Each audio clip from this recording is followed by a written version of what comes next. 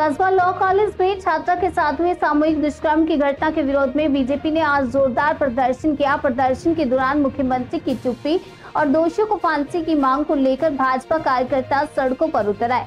प्रदर्शन को हटाने के दौरान पुलिस और भाजपा कार्यकर्ताओं के बीच जमकर धक्का मुक्की और झड़प हुई। इस दौरान एक महिला कार्यकर्ता के साथ कथित तौर पर एक पुरुष पुलिसकर्मी द्वारा बल प्रयोग का आरोप भी सामने आया है। महिला घायल हो गई और उन्हें चुनचुड़ा इमामबाड़ा अस्पताल में भर्ती कराया गया।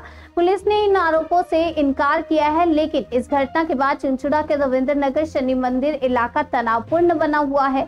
बीजेपी नेताओं का कहना है कि जब तक दोषियों को सख्त सजा नहीं मिलती, उनका विरोध जारी रहेगा।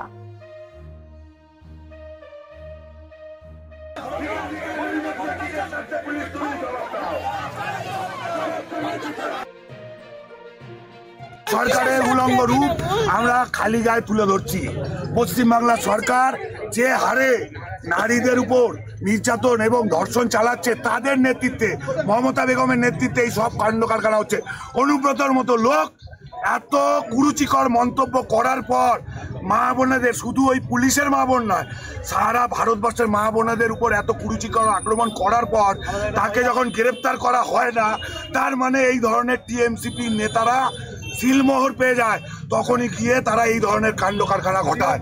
সুতরাং এই উলঙ্গ সরকারের বিরুদ্ধে উলঙ্গ ভাবে আমরা প্রতিবাদ জানাচ্ছি।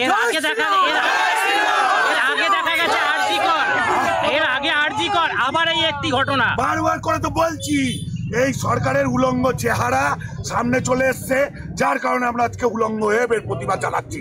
এই প্রতিবাদ ততক্ষণ হবে যতক্ষণ এই রাজ্যে নিরাপত্তা নারীদের সুনিশ্চিত হবে না।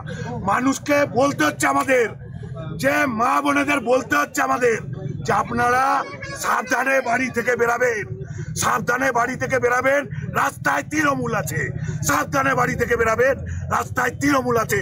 এরকম পরিস্থিতি সরকার তৈরি করেছে, যার কারণে আজকে আমরা এই অবরোধ বিক্ষোভ চালাচ্ছি উলঙ্গ অবস্থা। এটা করার অনুব্রতকে তো গ্রেপ্তার করে না, যারা প্রতিবাদে নামে তাদের কণ্ঠরোধ করার চেষ্টা করে। এরকম কণ্ঠরোধ আমরা শুনবো না, কণ্ঠরোধ আমরা শুনবো না। একটা মহিলার কি ধরনের অবস্থা করলো দেখলেন তো? এখানে একটা লেডিস মহিলা নেই, একটা লেডিস মহিলা নেই, এখানে কি ধরনের ঘটনা ঘটালো দেখলেন তো? সুতরাং পুলিশ বিরোধীদের উপর যেভাবে চড়া হচ্ছে, এই সক্রিয়তা শাসকের ক্ষেত্রে কোথায় যাচ্ছে, সেই নিয়ে আজকে আমরা রাস্তায় নেমেছি। আমরা এই বিক্ষোভ চালাবো, আরো বড় আন্দোলন। পুলিশ তো চেষ্টা করতে তুলে দেওয়ার, বারবার আবার বসে চেষ্টা পুলিশ অনুব্রতর ঘরে গিয়ে দেখাক না, তুলে দেখাক অনুব্রতকে, হাজতে দিক অনুব্রতকে।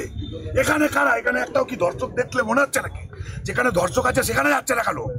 এদের মা বোনেদের ছাড়ছে না, বলছে বাড়িতে নিয়ে আয়। অনুব্রত বলছে বাড়িতে নিয়ে আয় তোর মাকে, তোর বউকে। এরা এইরকম পর্যায়ে চলে গেছে, তারপরেও এরা নতজানু হয়ে এখানে আমাদের উপর রোজ জাহির করছে।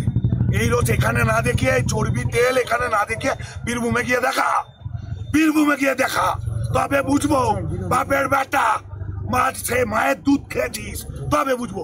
এখানে কি আমরা প্রতিবাদ চলবে, আন্দোলন চলবে যতক্ষণ নারীদের নিরাপত্তা সুনিশ্চিত না হবে, চলবে আন্দোলন। সরকারের উলঙ্গ রূপ